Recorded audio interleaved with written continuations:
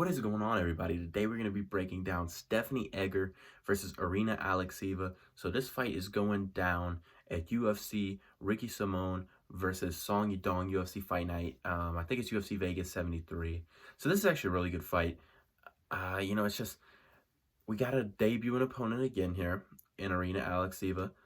A lot of questions about Irina Alekseeva, and so I'm going to break down the fight, how I see the fight playing out, who I see winning this fight, and how I see him getting it done. So let's just get right into it.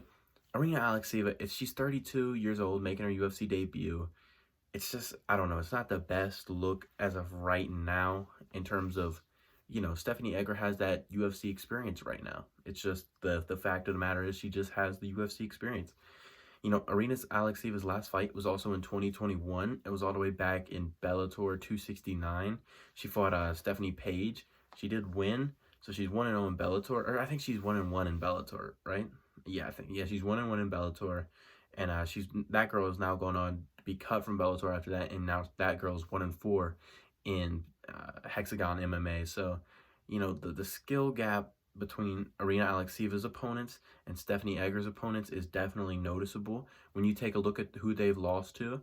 Now, Irina Alekseeva's loss is to Lilia Kozak.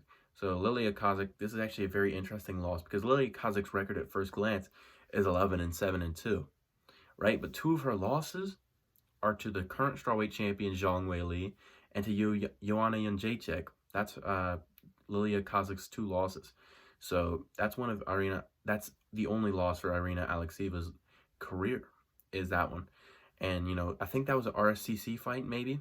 Maybe it was a Bellator fight, but I believe it was I believe that was a RCC fight. Anyways, the experience, even though she did fight a girl that has fought Zhang Weili and Joanna Jędrzejczyk, the experience 5 fights is just not enough for me to bank on you over Stephanie Egger, her last fight was against Eliane Perez, which she won by rear naked choke. And Eliane Perez was 7-1 at the time, right? Kind of a big hype train. I know that was Eliane Perez's UFC debut, but, she trains at MMA Masters with Colby Covington. She's kind of like, I don't want to say she's captivating, but, she kind of has a fan base of her own. Colby Covington like fan base because she trains at MMA Masters. So she has some experience. She had some hype coming into that fight. She was on a good win streak, and she ran into Stephanie Egger, which that was Stephanie Egger's 3rd UFC win. Before that, she lost to Mayra Bueno Silva by armbar, which is actually Irina Alekseeva's kind of signature move, is the armbar. But I don't really know if it's that signature because Irina Alekseeva only has one armbar in her career, and it's to an opponent with a losing record. So I don't know if I can really bank on that for Irina Alekseeva. I don't really bank on the fact that she's going to pull off an armbar here when she's not pulling it off against girls that aren't even really in the UFC. Anyways, Stephanie Egger also, she beat Jessica Rose Clark by armbar, which already, I'm sorry, but if you beat Jessica Rose Clark by armbar, that's already a better, armbar finish than beating somebody outside of the UFC by armbar. But, Jessica Rose Clark is pretty much just a UFC veteran. I know Jessica Rose Clark is not the biggest of, people, but Jessica Rose Clark can fraud check people, you know what I mean? Jessica Rose Clark dominated Jocelyn Edwards on the ground. She's no joke on the ground, and she's no joke in general, you know what I mean? She's a tough fight, and she's kind of like, I don't want to say gatekeeper, but, she's just a decent test to chuck UFC contenders to when they reach that level and to see if they're on the UFC caliber level. Because if you can beat Jessica Rose Clark, you can probably stay in the UFC women's division. Before that, she beat Shannon Young by ground and pound.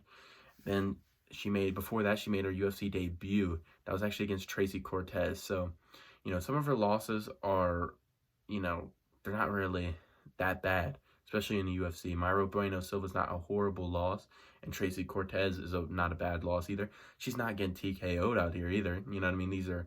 That was an armbar finish and a unanimous decision to Tracy Cortez, which she fought Tracy in her debut. So, decent enough fight right there. And I rewatched all these fights, and the Tracy Cortez fight, it wasn't the greatest performance for Stephanie Egger, but, she wasn't totally, like, I don't want to say she wasn't totally out of fight, but she had her moments on the fight. So, but that experience right there, 5 fights in the UFC, 3 and 2 in the UFC. And before that, she did fight in Invicta. She lost to Alexa Corners by split decision. So, she does have experience even in Invicta. And that was just a split decision loss. And then before that, she fought in Ryzen against Reina Mura, I think. Yeah, that was, what was it? It was Ryzen 30, I think it was. And, she Alexa Corners, who she beat in Invicta, is the #1 fighter in South Carolina for women's. Pound for pound, the greatest fighter in South Carolina. And I know that's not a UFC caliber opponent, but still, Alexa Corners isn't the worst fighter. So overall, I think I am backing Stephanie Egger to win this fight by dominant grappling force. And I don't see Irina Alekseeva getting off an armbar on the ground or anything crazy like that. I see Stephanie Egger going in here, showing the UFC pedigree, showing that she is on the UFC level, even though she's 34 years old. But Irina Alekseeva is not much younger at 32, so the age I don't think is going to be a factor, especially in women's divisions again. And I think Stephanie Egger is going to get this fight done, and I believe she's going to do it by unanimous decision, 30-27. It's going to be a dominant grappling display from Stephanie Egger. I think that's how I see the fight being won in her favor, is just by grappling and grappling and grappling and taking down Irina Alekseeva, who I have seen does have decent striking. I've seen her in some of the fights. You can go watch Irina Alekseeva on YouTube. There's actually some, I think they post full fights on YouTube, so I've seen some of those, and she has decent enough striking. But I'm gonna go with Stephanie Egger to get this fight done by unanimous decision, just because of the UFC, caliber opponents. 5 fights already in the UFC, and some decent wins over Alien Perez, Jessica Rose Clark and Shannon Young.